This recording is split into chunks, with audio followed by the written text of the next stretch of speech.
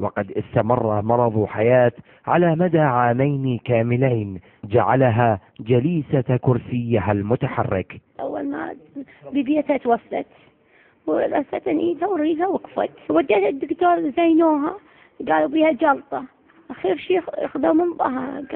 قلت له ليش دكتور؟ قال بعد بيها هي جلطة بالدماغ، قبل سنتين لا تحكي ولا تقوم. جاءت حياة برفقة أمها من محافظة البصرة لتشارك في مسيرة زيارة أربعينية الإمام الحسين عليه السلام، وعند وصولها إلى محافظة النجف الأشرف وأمام أحد المواكب الحسينية نطقت حياة لأول مرة بعد عامين من البكم، نطقت باسم الإمام الحسين عليه السلام. وبعدها بلحظات معدودة نهضت حياة من كرسيها المتحرك لتسير بخطوات متعثرة على كلتا قدميها المشلولتين، الأمر الذي قوبل بالبكاء من قبل الشاهدين على الموقف.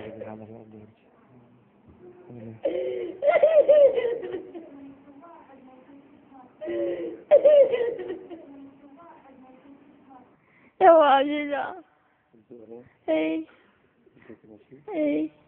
الكرسي مالي، الكرسي مالي. وهسه بعد هنترجع عندك كرسي لو لا؟ لا راجع ان شاء الله ما يرجع.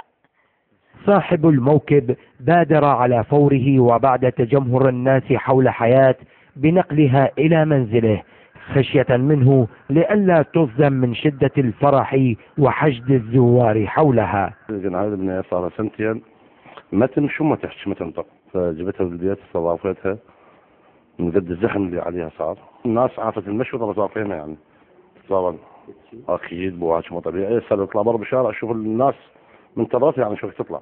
يقصد الزوار في زيارتهم المليونية الإمام الحسين عليه السلام لتقديم المواساة ولطلب العافية وقضاء الحوائج لما عرف عنه عليه السلام من المعجزات والكرامات. ظهرت معجزات هاي الحياة من أهالي البصرة يعني، اللي كانت ما تحكي صار لها سنتين ما تحكي ولا تمشي يعني، فهاي كرامات من أبا عبد الله الحسين. عادت الحياة إلى حياة بعدما كانت جليسة هذا الكرسي المتحرك، حيث شاركت حياة بمسيرة 40 لتنال شفاعة وكرامة من الإمام الحسين عليه السلام، وما هذا إلا غيظ من فيض. حيدر جبوري، قناة الفيحاء، النجف الأشرف. السلام عليك يا